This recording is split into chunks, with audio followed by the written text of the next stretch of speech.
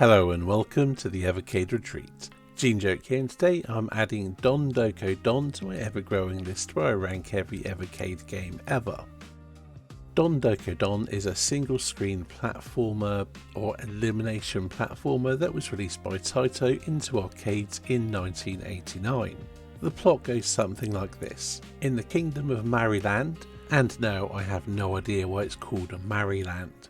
Maybe everyone gets married there, but I've no idea. Anyway, someone called King Cow has kidnapped the princess and locked her away in his castle. Yep, totally original plot there. And it's up to Jim and Bob, two garden gnome looking dudes carrying mallets. Well, it's up to them to save her, because, I don't know, they're heroes or something.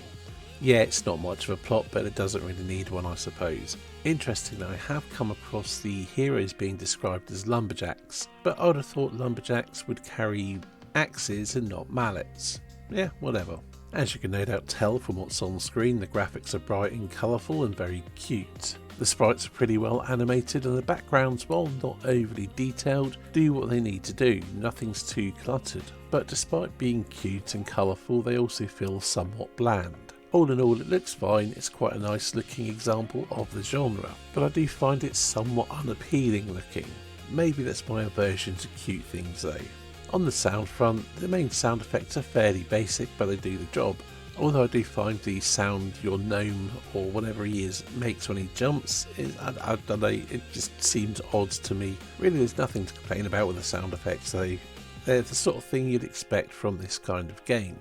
As is the music. It's jolly, quite cheerful sounding, but there's enough energy and, I suppose, urgency to it to, I suppose, keep the momentum of the game going. It perfectly suits the type of game it is. The gameplay is fairly typical of an elimination platformer.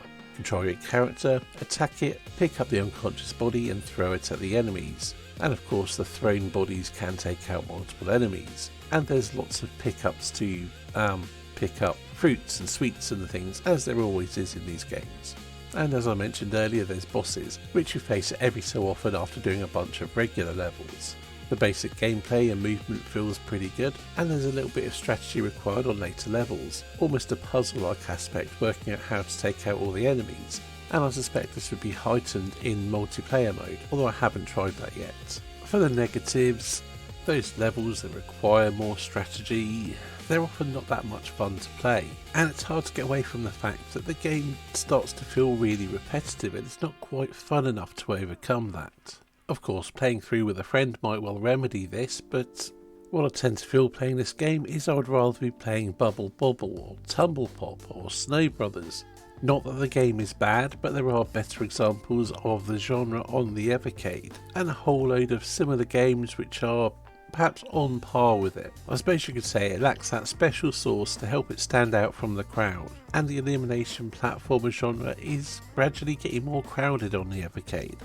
As for any personal history I have with the game, well, I'd never played it until I got the Taito Super Pocket, and I'd never heard of it, as the game never got an official Western release and I believe was exclusive to Japan despite being mostly in English. And this is a game that I think plays absolutely fine on the Super Pocket. There's no issues with screen size. It's the sort of game that's ideal for such a handheld. To place it on my overall ranking list, ranking every Evercade game ever, I would place it above Sydney Hunter and the Caverns of Death, but below Super Bubble Pop. Anyway, I think that's it for this video. Thank you for watching, and I'll see you in the next one.